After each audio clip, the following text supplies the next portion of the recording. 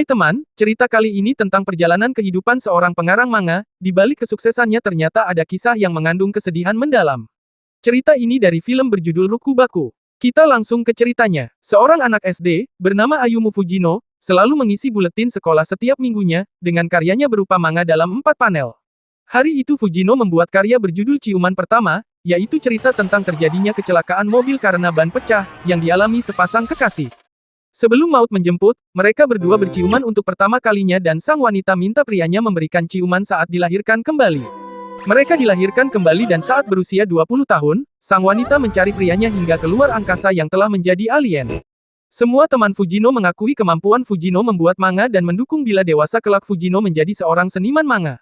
Lalu guru memanggil Fujino, untuk dimintai pendapat jika manga 4 panel minggu depan akan diberikan 1 slot untuk Kiyomoto. Fujino menanyakan siapa Kiyomoto, guru menjelaskan, Kiyomoto adalah siswa bolos dari kelas sebelah.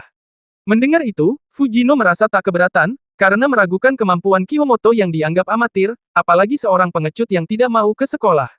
1 minggu berlalu, saatnya pembagian buletin. Fujino mulai melihat karya Kiyomoto berjudul, Sepulang Sekolah.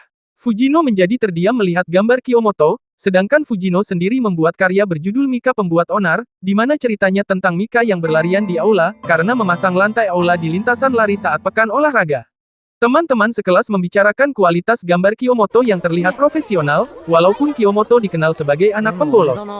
Saat pulang sekolah Fujino kepikiran dengan karya Kiyomoto dan menganggap Kiyomoto pasti memiliki banyak waktu untuk berlatih karena tidak sekolah. Sejak itu, Fujino bertekad berlatih menggambar lebih keras. Saat sampai rumah, Fujino langsung mencari informasi meningkatkan keahlian menggambar, lalu pergi ke toko buku membeli buku panduan dan buku gambar. Sepulang dari sana, Fujino mulai berlatih, diawali dengan menggambar anatomi manusia.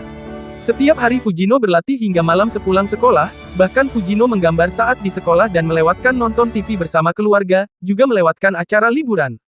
Fujino juga mengumpulkan buku-buku panduan menggambar lainnya dan terus menggambar hingga berganti-ganti musim dan 2 tahun telah berlalu. Suatu hari, ibu masuk kamar Fujino dan Fujino protes minta ketuk pintu sebelum masuk.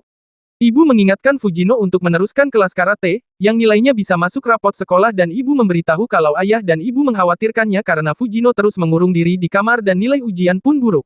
Tapi Fujino terus menggambar. Besoknya di kelas, guru kembali membagikan buletin dan Fujino melihat perbedaan gambar manganya berjudul Kebenaran, tentang seorang murid memanggil gurunya dengan sebutan ayah, minta izin ke toilet, dibandingkan gambar Kiyomoto.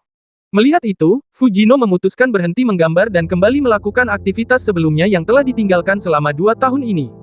Termasuk membuang tumpukan buku gambar latihannya. Saat hari kelulusan, Fujino dipanggil guru dimintai tolong memberikan ijazah kelulusan milik Kiyomoto. Awalnya Fujino menolak, tapi karena guru memohon maka terpaksa Fujino melakukannya. Sesampainya di rumah Kiyomoto, Fujino mencoba memencet bel, tapi tak ada seorang pun yang keluar. Lalu Fujino mencoba membuka pintu ternyata pintu tidak terkunci, Fujino masuk dan menaruh ijazah di lantai. Saat itu Fujino merasa ada seseorang di dalam, maka Fujino berjalan masuk dan melihat tumpukan buku gambar sepanjang lorong. Tidak sengaja Fujino melihat 1 lembar yonkoma kosong, maka Fujino membuat cerita tentang kelompok orang di depan rumah Kiyomoto minta keluar, dan yang lain minta tidak keluar. Lalu ada pengumuman, Kiyomoto unggul di posisi pertama sebagai pengurung diri di dunia. Tidak sengaja lembar itu terlepas dari tangannya dan masuk lewat celah pintu. Fujino kebingungan dan segera pergi. Kiyomoto ikut berlari mengejar Fujino dan memanggilnya guru. Kiyomoto menjelaskan dengan suara patah-patah, sejak kelas 3 SD telah baca manga Fujino dan sejak itu Kiyomoto menjadi penggemar Fujino. Lalu Kiyomoto minta tanda tangan di belakang jaketnya, karena tidak membawa kertas. Kiyomoto bertanya tentang alasan Fujino berhenti menggambar di kelas 6. Fujino menjelaskan bahwa sebenarnya sedang membuat cerita untuk ikut kompetisi manga. Mendengar itu Kiyomoto ingin melihatnya dan Fujino berjanji akan menunjukkannya saat selesai. Lalu Fujino pulang. Kali ini Fujino pulang dengan penuh semangat dan perasaan bahagia. Sampai rumah, Fujino langsung mulai menggambar manga dengan judul Parade Metal. Kini Fujino masuk SMP dan sepulang sekolah, Fujino mengajak Kiyomoto menyelesaikan Parade Metal bagian latar belakang dan harus diselesaikan dalam 45 halaman. Setelah hampir 1 tahun mereka menyelesaikannya, dan akhirnya menyerahkan ke penyelenggara kompetisi. Penyelenggara merasa kagum, karena usia mereka masih 13 tahun, tapi gambar dan ceritanya berkualitas tinggi. Hari pengumuman pemenang tiba, mereka berdua menerjang badai salju untuk melihat hasilnya, ternyata mereka mendapat juara 2 dan mendapat hadiah 1 juta yen. Mereka berdua membuka buku tabungan, dan Fujino menarik uang 100.000 yen, lalu mengajak Kiyomoto jalan-jalan ke kota. Kiyomoto setuju. Besoknya, mereka pergi beli snack, nonton bioskop, makan burger dan ke perpustakaan, lalu pulang dengan naik kereta. Kiyomoto berterima kasih atas ajakan Fujino dan Kiyomoto merasa senang karena telah keluar dari kamarnya. Saat itu Kiyomoto mengungkapkan bahwa alasan dia berhenti sekolah karena takut orang dan akhirnya memilih menggambar sebagai kegiatannya. Selanjutnya, mereka membuat karya baru berjudul Kota Pesisir, dilanjutkan dengan judul Manusia Tonggaret dan karya berikutnya Pemakan Kepiting, di mana setiap karya mereka dilakukan dengan terjun ke alam. Sampai suatu hari Kiyomoto melihat sebuah buku tentang dunia seni latar belakang, lalu mereka bertemu dengan tim penerbit serial manga. Tim penerbit meminta karya mereka setelah lulus SMA. Tapi dalam pertemuan itu Kiyomoto terlihat tidak bersemangat. Dalam perjalanan pulang, Kiyomoto mengungkapkan dia ingin masuk sekolah seni, sehingga tidak bisa membantu serial Fujino. Awalnya Fujino merasa tidak masalah, karena bisa mencari asisten untuk melakukannya. Kiyomoto menjelaskan, kalau dia ingin mencoba hidup sendiri, tanpa harus mengandalkan Fujino. Tapi Fujino mengingatkan bahwa percuma masuk sekolah seni karena tidak ada prospek kerja, selain itu saat sekolah Kiyomoto harus berbicara dengan orang asing. Kiyomoto berkata, dia ingin lebih pintar dalam menggambar. Pada akhirnya Fujino mengerjakan serialnya dengan judul Shark Kick, tanpa Kiyomoto. Dengan kerja keras, Fujino bisa menerbitkan buku serinya sampai seri 11 yang ditetapkan mendapatkan peringkat pertama adaptasi anime. Suatu hari Fujino menghubungi seseorang minta lebih banyak asisten untuknya, namun sepertinya orang itu kesulitan mencari seseorang yang piawai. Karena itu dia minta maaf dan akan membahasnya lain kali. Setelah itu, Fujino mendengar berita TV yang menyiarkan di Universitas Seni di kota Yamagata, polisi telah menangkap seorang pria yang telah menyerang para mahasiswa dengan senjata mirip kapak, 12 telah tewas dan 3 terluka.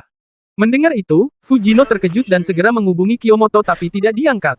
Lalu ibu menelepon Fujino. Fujino teringat saat bersama Kiyomoto, mereka sedang membicarakan keinginan Fujino membuat karya berkualitas tinggi, jika manga mereka dibuat serial, tapi Kiyomoto merasa menggambarnya sangat lambat. Fujino memberi saran jika kemampuan meningkat, maka kecepatan juga meningkat. Fujino shock karena baru menyadari perbincangan ini membuat Kiyomoto memutuskan untuk sekolah seni. Lalu Fujino memberi pengumuman bahwa Shark Kick istirahat sementara waktu. Kiyomoto telah meninggal dunia, Fujino datang ke rumah Kiyomoto. Di lorong, buku gambar masih tertumpuk, Fujino menemukan serial Shark Kick.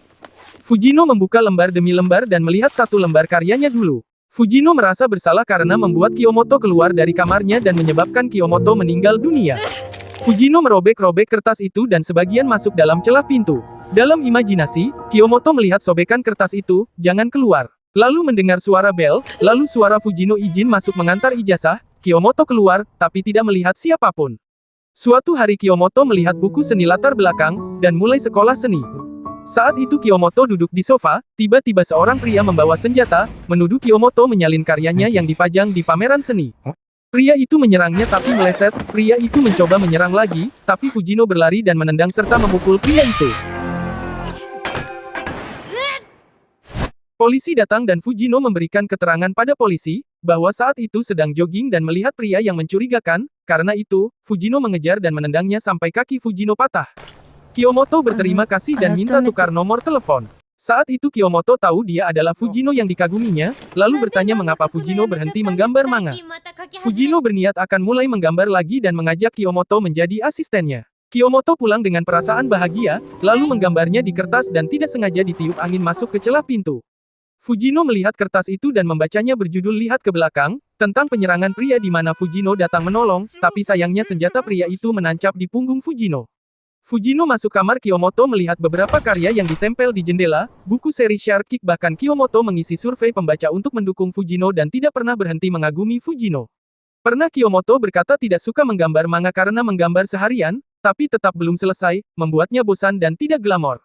Tapi Fujino malah melibatkannya dalam karya parade metal yang membuat Kiyomoto bahagia. Pulangnya dari rumah Kiyomoto, Fujino menempel karya Kiyomoto yang terakhir, di jendela depannya dan Fujino melanjutkan menggambar manga. Demikian ceritanya, lakukanlah apapun termasuk pengorbanan untuk mewujudkan mimpimu dengan usaha keras sampai mimpi itu benar-benar terwujud dan membuatmu bahagia. Sampai jumpa di cerita berikutnya.